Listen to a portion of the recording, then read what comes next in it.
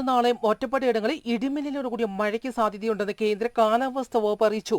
ഉച്ചയ്ക്ക് 2 മണി മുതൽ രാത്രി 10 മണി വരെയാണ് ഇടിമിന്നലിന്റെ സാധ്യത കൂടുതൽ. ആകാശം മേഘാവൃതമാണെങ്കിൽ തുറസായ സ്ഥലത്തോ ടെറസിലോ നിൽക്കുന്നത് ഒഴിവാക്കണമെന്നും ഇടിമിന്നലുള്ള സമയത്ത് വൃക്ഷങ്ങളുടെ ചോട്ടിൽ നിൽക്കുന്നതും ജലാശയങ്ങളിൽ ഇറങ്ങുന്നതും കുളിക്കുന്നതും ടെലിഫോൺ ഉപയോഗിക്കുന്നതും ഒഴിവാക്കണമെന്നും അറിയിച്ചു. കേരള തീരത്തെ പൊഴിയൂർ മുതൽ കാസർഗോഡ് വരെ 2.6 മീറ്റർ വരെ ഉയർന്ന തിരമാലയ്ക്കും കടലാക്രമണത്തിന് സാധ്യതയുണ്ടെന്ന് ദേശീയ സമുദ്രസ്ഥിതി പഠന ഗവേഷണ കേന്ദ്രം അറിയിച്ചു. മത്സ്യത്തൊഴിലാളികൾക്ക് ജാഗ്രതാ നിർദ്ദേശം. ജൂൺ 27-ാം തീയതി തെക്കു പടിഞ്ഞാറൻ മധ്യ പടിഞ്ഞാറൻ അറബിക്കടൽ എന്നീ സമുദ്ര മേഖലകളിൽ മണിക്കൂറിൽ 40 മുതൽ 50 കിലോമീറ്റർ വേഗതയിൽ കാറ്റിന് സാധ്യതയുള്ളതിനാൽ മേൽപ്പറഞ്ഞ സ്ഥലങ്ങളിൽ മത്സ്യത്തൊഴിലാളികൾ കടലിൽ പോകരുതെന്ന് കാലാവസ്ഥാ കേന്ദ്രം അറിയിച്ചു.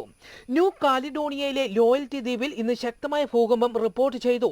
5.5 തീവ്രത രേഖപ്പെടുത്തിയതായി US ജിയോളജിക്കൽ സർവേ റിപ്പോർട്ട്. നാശനഷ്ടങ്ങളൊന്നും റിപ്പോർട്ട് ചെയ്തിട്ടില്ല.